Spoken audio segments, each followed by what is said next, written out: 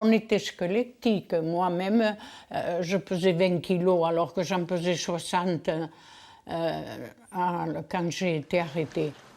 La petite jeune fille à vélo qui portait des courriers dans les maquis d'Ariège a été dénoncée par un Français.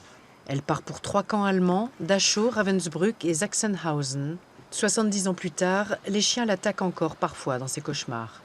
Ils avaient des bergers allemands qui étaient bien dressés pour tuer, parce qu'il y a des bergers allemands qui ont tué au camp et à l'usine, et même dans les dortoirs. On disait toujours, mais ils sont fous, ils ont la folie du meurtre.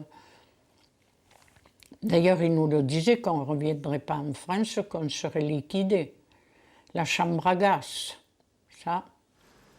C'est une menace qui a pesé sur vous, ça? Ah oui, la chambre à gaz, oui, beaucoup. Surtout qu'on a vu partir beaucoup de nos compagnes. Et sélectionner pourquoi celle-là? Et parce qu'elle travaillait mal, parce qu'elle répondait, parce qu'elle ne faisait pas les choses comme voulait, et parce qu'ils avaient envie de tuer. Conchita est apte au travail. Jeune et solide, elle n'a pas souffert de la faim en Ariège pendant l'occupation et cela l'aide à résister. 12 heures par jour, elle fabrique des pièces pour avions dans une usine près de Berlin. On a saboté aussi, hein. Vous comprenez, on tâchait de se venger. Alors, on sabotait quand on pouvait, surtout quand on était dans l'usine.